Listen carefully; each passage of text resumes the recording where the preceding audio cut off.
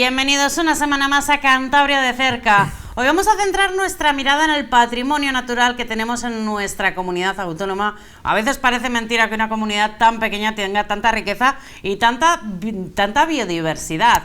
Y para hablar de él tenemos con nosotros al presidente, al director, mejor dicho, de una fundación que se centra precisamente en el mantenimiento y en la conservación de ese patrimonio. Está Carlos Sánchez, director de la Fundación Naturaleza y Hombre. Carlos, bienvenido a Popular Televisión. Hola, gracias. Cuéntanos, la primera pregunta, ¿cuál es el objetivo de la Fundación Naturaleza y Hombre?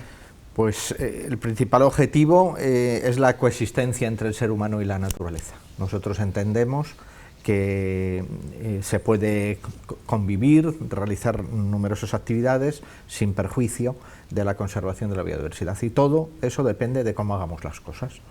Si podemos en cualquier rama, ¿no? En la agrícola, en la ganadera, en la industrial, ¿no? O sea, podemos llevar un planteamiento sostenible o podemos llevar un planteamiento sostenible. Entonces, lo que nos lleva a estas realidades es que se han llevado demasiados planteamientos insostenibles, y por eso surgen las iniciativas de sostenibilidad, ¿no? Y de productos verdes, de productos ecológicos y demás, ¿no? Precisamente por eso, ¿no? Porque hemos navegado siempre en el camino contrario. Pero es cierto que cada vez hay más experiencias, más productores, más iniciativas, empresas, ¿no? Que se suman a realizar iniciativas sostenibles o producciones más sostenibles de su actividad, ¿no? Y es ahí donde la Fundación pues, se encuentra más a gusto, tratando no de crear guetos, sino de crear oportunidades, conservando la biodiversidad. Bueno, es que antes ni se planteaba el debate. O sea, antes no existía ni este debate de la actividad económica regulada y, ojo, a ver si vamos a afectar al medio ambiente. Sí, es una evolución de la sociedad en general, especialmente la europea, pero no podríamos decir que solamente la europea, es un movimiento mundial, si bien Europa quizá lleve la vanguardia, ¿no? Y cada vez hay más iniciativas, como digo, pues para fomentar la sostenibilidad. Cada vez más empresas buscan reducir su huella de carbono y compensarla, reducir su huella hídrica y compensar el agua que consumen, tener una cadena de producción verde en todo su proceso, es decir, incluso llegar a, si es de alimentación, llegar a una producción ecológica, ¿no? Diferentes niveles, diferentes pasos, diferentes iniciativas, pero que cada vez son más abundantes, ¿no? Y eso, nosotros que llevamos 31 años operando aquí en la región y en el país, pues hemos sido testigo de ello y lo hemos ido viendo evolucionar y mucho, ¿no? Entonces, bueno, a pesar de la delicada situación ambiental que vivimos, global, que a nadie se le pasa, aunque diga lo contrario, a nadie se le pasa esa realidad, es cierto que cada vez hay más inquietud, más preocupación y más iniciativas públicas y privadas para tratar de solucionar el tema.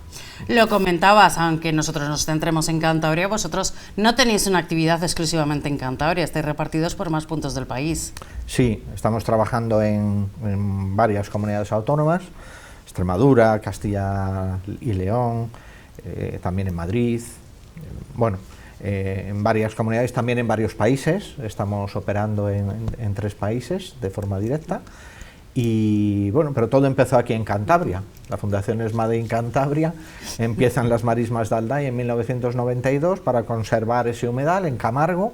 Es nuestro icono y nuestra inspiración, ¿no? de cómo surge la iniciativa, y luego la verdad que sí, que luego se ha ido extendiendo por otros sitios de Cantabria, por otras comunidades autónomas. También estamos con proyectos en Andalucía.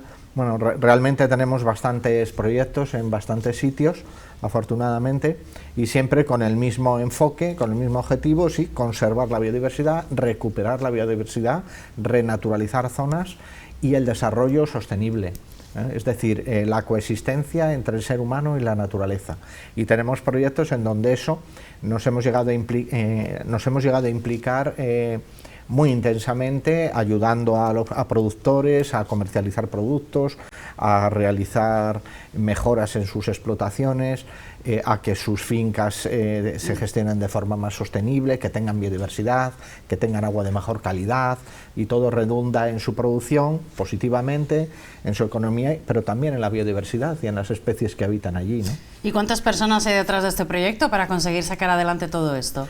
Bueno, en estos momentos somos 40 personas en la plantilla y bueno, repartidos un poco por todos esos sitios, y bueno, siempre hace falta más, pero bueno, sí, también hay muchos indirectos, muchas colaboraciones, tenemos una política de muchas colaboraciones, ¿no?, con empresas, con otras asociaciones, tenemos un extenso partenariado de entidades con las que trabajamos en Portugal, en Sudamérica, en África.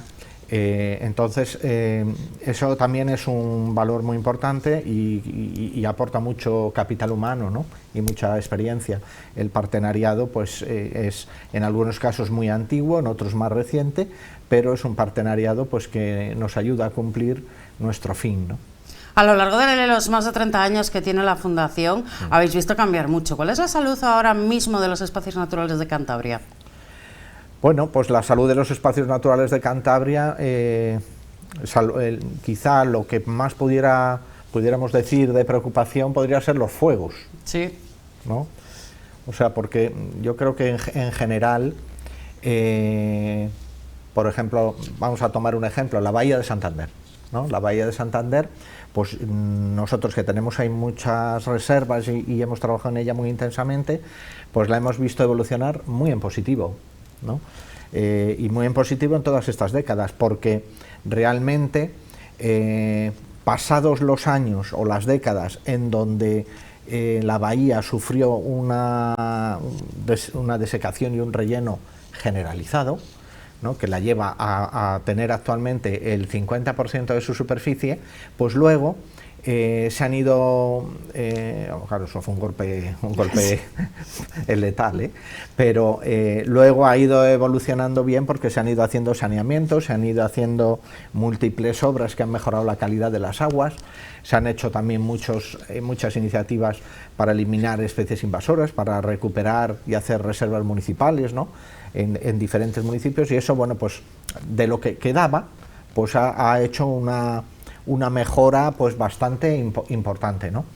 No obstante, pues claro, es una zona que sigue teniendo problemas, que sigue teniendo pues una gran ocupación humana, por lo tanto siempre hay vertidos en algunas zonas, no todo se recogió en los saneamientos, claro, será casi misión imposible, queda trabajo por hacer, y por lo tanto, bueno, pues un sitio que ha mejorado, pero que necesita, bueno, pues por un lado no comerle más superficie, no tapar más superficie del mar, que todavía se siguen haciendo algunas actuaciones que aún no les sorprenden en los tiempos en los que estamos que se hagan, pero se siguen haciendo, y luego aparte de eso, pues seguir trabajando en la mejora de la calidad, ¿no?, de un sitio que está muy habitado, ¿no? Si nos vamos a las montañas, bueno, pues las montañas se defienden mucho mejor porque están menos habitadas, tienen menos presión y demás, pero no están exentas de problemas.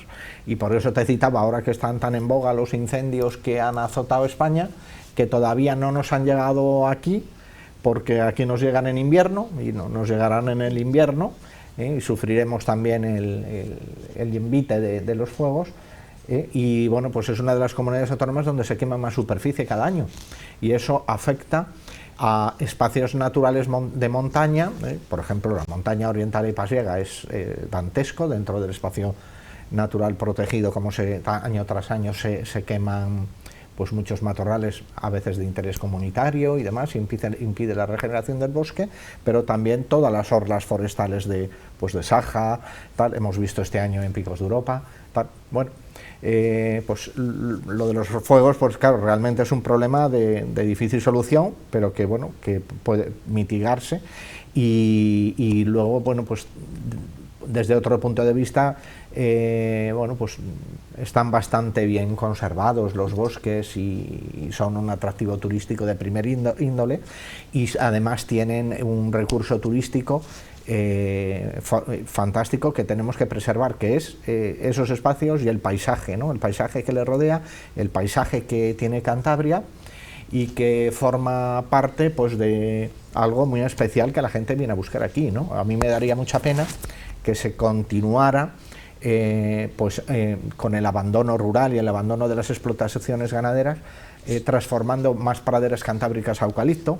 Me daría mucha pena que muchas praderías, altos, puertos, que se llenaran de parques eólicos, ¿no? Y que se transformara un paisaje único de la cordillera cantábrica y de la pradera cantábrica y sus bosques, que nos ha llegado hasta nuestros días y que es necesario proteger desde un punto de vista de la biodiversidad y desde un punto de vista también del recurso turístico que le supone para la región, que va al alza y que es importante y cada vez mayor, ¿no? Entonces, esa es un poco una visión que muy a grandes rasgos puedo trasladarte, ¿no? Esas amenazas, pero también unos valores pues, que han llegado a nuestros días pues, excepcionales, ¿no? Sea en los hayedos de Saja o en la Liébana, en Picos, ¿no? Pues ya nos has introducido, sí, los dos grandes sistemas que tenemos en Cantabria, todo ese anillo de la Bahía de Santander y luego la zona más montañosa y verde. Vamos a hablar un poco más de las actividades, Carlos, que hacéis vosotros, de esa conservación, empezando por el anillo, las marismas de Altai, ese gran proyecto, ese germen de la Fundación. ¿Qué se va a encontrar la gente hoy en día que acude a las marismas de Altai? Bueno, pues en las marismas de Altai lo que vamos a encontrar es un área recuperada con una infraestructura que se ha ido haciendo de uso público, pasarelas, sendas, observatorios, miradores y tal, para poder disfrutar del humedal o poder observar la fauna y también, bueno, pues la vegetación que se ha ido implantando allí durante los últimos, bueno, como decía que nacíamos con ella, pues durante los últimos 30 años, ¿no? que llevamos trabajando allí. Entonces, eso es lo que nos vamos a encontrar. Nos vamos a encontrar un oasis en el asfalto. Nos vamos a encontrar un entorno lleno de centros comerciales, de aeropuertos, de barrios, de carreteras, de vías, de tren, bueno, un oasis en el asfalto. Entonces eso le da mucho más valor, ¿no? Porque además está rodeado de las personas, es decir, vive mucha gente alrededor, lo pasea, convive con él y es un pulmón, ¿no? Que tenemos en el municipio de Camargo y que también coge una parte del municipio de Santander, como es toda la ría de Raus, y que, bueno, pues ha sido difícil de conservar, difícil de restaurar, todavía quedan partes importantes sobre las que actuar y restaurar también, y o sea, la labor ahí no está terminada, pero realmente pues tenemos la suerte de que es un espacio verde, ¿no? Y que ha conseguido llegar a nuestros días. La marisma de Altai, hay que ver lo que se ha perdido, porque valoramos lo que queda, que son depende de las zonas que consideremos, entre 75 y 100 hectáreas. Pero claro, hablamos de un espacio que superaba las 1000, incluso las 1500 hectáreas. El mar entraba desde el aeropuerto hasta Peñacastillo y la zona de Cacicedo y cubría todo eran marismas. De hecho, se conservaban antiguos molinos como el de Rivas, además toda la superficie de Maliaño, bajo también, todo eso era el mar, y todo eso se fue ocupando por el ser humano. Y actualmente lo que queda pues es un pequeño reservorio que es la marisma de Altai. Una marisma que no solamente tiene aves y vegetación, sino que también sirve para atenuar las inundaciones. Es decir, funciona como un embalse. Se ha rellenado tanto que cuando el agua baja por las laderas de Muriedas, de Cacicedo y de Peñacastillo, pues cuando llueve con fuerza, pues se retiene en el humedal, y luego, pues claro, el humedal, como humedal que es, y dependiente del mar, pues tiene 12 horas de subida de la marea y 12 horas de bajada de la marea, con lo cual desagua durante 12 horas. Durante las otras 12 hace presa y entonces el agua se retiene allí. Entonces él tiene la capacidad de retener todo ese agua, ¿no? Para que atenuar las inundaciones. Imaginémonos que no estuviera el humedal, ¿no? Si está habiendo problemas de inundaciones en los barrios periféricos con el humedal, con una capacidad de retención de muchos hectómetros, estaríamos hablando de que tendríamos problemas mucho mayores, ¿no? Y ahora tenemos problemas porque hasta ahora, y viviendo la gestión del humedal durante todo este tiempo no los había, los tenemos ahora porque se ha intensificado la ocupación. Ahora cada vez tiene menos terreno donde se drene el agua y por lo tanto se le bombea mucho más agua, con lo cual le llevamos al colapso, ¿no? Y hay veces que no lo podemos ni siquiera visitar porque hemos tapado hasta las sendas por donde íbamos andando de toda la vida, y que ya hay momentos, hay semanas durante el invierno que haya llovido mucho, se ha bombeado mucho y entonces se llena y no podemos ni pasearle, y eso es un poco la situación que se vive. Pero claro, el humedal es un amigo de todo el entorno con el que se relaciona, ¿no? ¿Y cómo dais vosotros a conocer esta riqueza que hay en las marismas del DAI? Sí, bueno, pues hacemos campañas de diferente naturaleza, hacemos voluntariados, hacemos campañas escolares que son visitadas pues por colegios, institutos y demás, y luego también hacemos actividades de educación ambiental dentro de la programación de los centros. Pues incluimos esas visitas y traemos niños tanto de Camargo como de Santander como de otros municipios que lo solicitan, y eso lo hacemos ahí. Pero bueno, así como lo hacemos en la Marisma del DAI y la Casa de la Naturaleza, lo hacemos también en otros centros de la Fundación, como es el vivero que tenemos en El Pendo o el fluviarium que tenemos en Liérganes, ¿no?, que está versado en los ríos. Dos centros además muy conocidos, tanto el vivero del Pendo y sobre todo el fluviarium. Sí, sobre todo el fluviarium, aunque sí, el vivero no le quito mérito, que es pero formidable. Por popularidad, sí, por lo que le sí, conoce la gente, sobre todo el número fluviarium. de visitas también, claro, pues estamos hablando de bueno, una diferencia abismal, ¿no? El vivero es fantástico, produce toda la flora autóctona y vegetación que nosotros plantamos. Y luego pues el fluviarium pues es un centro de divulgación, y es un centro de divulgación sobre todo de los ríos y la desembocadura de los ríos, y efectivamente está en Liérganes, en un sitio turístico, y recibe muchas personas, muchísimas. Entonces ahí sí que se llega con un mensaje potente a mucha gente, sobre todo en las visitas guiadas, y bueno, pues también por el muestrario, las especies que tenemos un poco para justificar nuestro programa de educación ambiental, como son las nutrias, o especies que trabajamos en su recuperación, como es el pez espinoso, como es la anguila, u otras así de río, que utilizamos pues en la visita y en nuestros programas de conservación, ¿no? Está muy vinculado con nuestros proyectos de conservación. Porque hay que dejar claro que esto no es un zoo. O sea, el fluviarium es una idea completamente distinta. Sí, el fluviarium nace además como un centro de educación ambiental y de interpretación, casi en sentido puro, y luego, bueno, pues sí, evoluciona un poco a tener algunas especies de fauna que nos ayudan a trasladar ese mensaje. Por ejemplo, tenemos la nutria, tenemos la nutria asiática. A veces la gente nos pregunta, ¿por qué no tenéis la nutria europea? Pues casi porque nos hemos acostumbrado a la nutria asiática, porque el mensaje es lo mismo, la especie, bueno, pues un poco más pequeña, pero el mensaje es idéntico, la educación y tal, y vino de que las primeras que tuvimos vinieron de una granja peletera, de que, bueno, pues animales que se sacrifican para abrigos y tal, y pues nos hicimos de ellas, y hasta hoy, ¿no? Ya no quisimos mudar a las autóctonas y tal, ¿no? Pero aunque ahora hay proyectos de conservación con las autóctonas, que es muy interesante tenerlas y criar y tal, pero bueno, ya empezamos con esa nutria, por dar un ejemplo, ¿no? Luego tenemos también con las anguilas, se compran angulas todas las temporadas. Es un pez que, bueno, que está cayendo también hacia la desaparición. Y bueno, pues ahí nosotros lo que hacemos es en la etapa de mayor mortalidad, que son los 6 meses a 1 año, tal, pues nosotros las que adquirimos en fase de angula, pues las vamos engordando, y cuando ya la mortalidad es mucho menor, contra mayores el animal, la mortalidad disminuye, claro, es lógico, pues ya liberamos en río, ¿no? Y liberamos pues del orden de 3.000 anuales aproximadamente, no son muchas, pero bueno, tenemos idea de ir avanzando. Y por supuesto, claro, es otra especie que nos ayuda a dar un mensaje de todo lo que hacemos con ella, de por qué las tenemos aquí, lo que son ejemplares. Tenemos ejemplares adultos increíbles, les cuesta ver porque se esconden en la arena, pero son increíbles.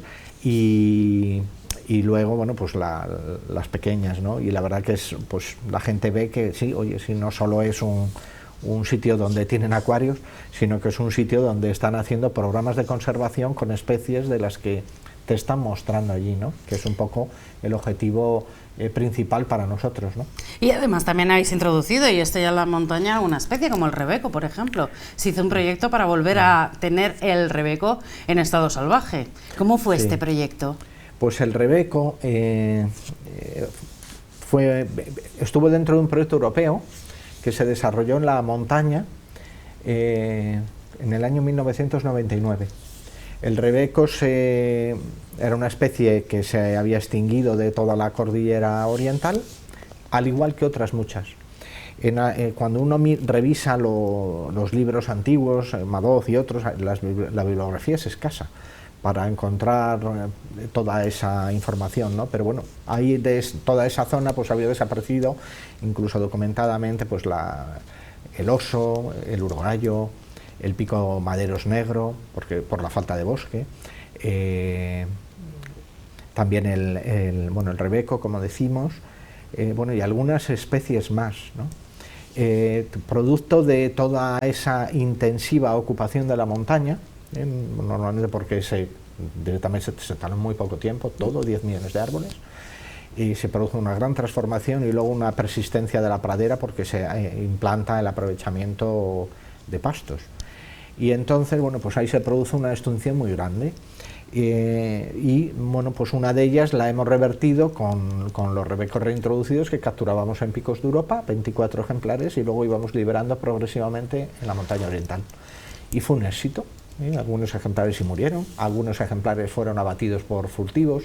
Hicimos un acuerdo con 75.000 hectáreas de cotos de caza de la montaña cántabra y burgalesa, y lo respetaron muy bien. Les tengo que aplaudir cómo se portaron los cazadores, ¿no? Para ayudar. Siempre alguno te podía quitar uno, pero bueno, eran casos excepcionales. La verdad que la colaboración fue fabulosa y la especie salió para adelante, ¿no? Y entonces luego fue colonizando unas zonas y otras, pues hasta el momento actual, que bueno, que calculamos que puede haber algo más de 300 ejemplares aproximadamente repartidos en el Parque Natural de los Collados, en el Castor Valnera, en el macizo del Hornijo, ¿no? En diferentes zonas así fuertes de piedra, que es lo que le gusta a él, ¿no? Con praderas cercas para poder comer. Y ha prosperado muy bien. Otras especies han llegado por sí solas. El picamaderos negro está ya en los bosques de la montaña, en las zonas regeneradas. Luego también ha llegado el oso. El oso ya tenemos observaciones a veces prolongadas, ¿no? Por la zona de Espinosa, por la zona de Vega de Paz, también se les vio el año pasado. O sea que, bueno, van llegando especies que las hubo siempre, pero que llevan desconectadas de esta parte de la cordillera pues mucho tiempo. Porque cuando se cuida vuelven las especies, cuando sí, hay un hábitat. Hay menos presión humana por otro problema ambiental, que es la despoblación humana. La despoblación humana del medio rural, pues es cierto que bueno, pues tiene sus connotaciones negativas. Y bueno, lamentablemente tiene también algunas connotaciones positivas, ¿no? Que hay menos ocupación del monte y hay menos presencia humana, los animales necesitan tranquilidad y los más esquivos pues lo vuelven a ocupar, ¿no? Entonces, bueno, esa es la realidad. Carlos, hemos hablado de algunas de las actividades que realizáis muchísimas más, todo es cierto, pero no nos da tiempo. Sí que me gustaría conocer el interés que tiene el público en acercarse a todo aquello que hacéis, lo que ahora se llama ecoeducación, ecoturismo también. ¿Cómo se acercan a vosotros?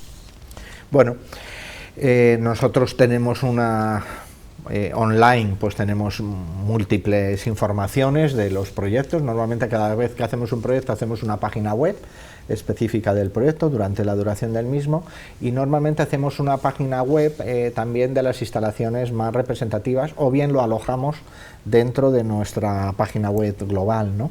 Y luego hacemos campañas de comunicación,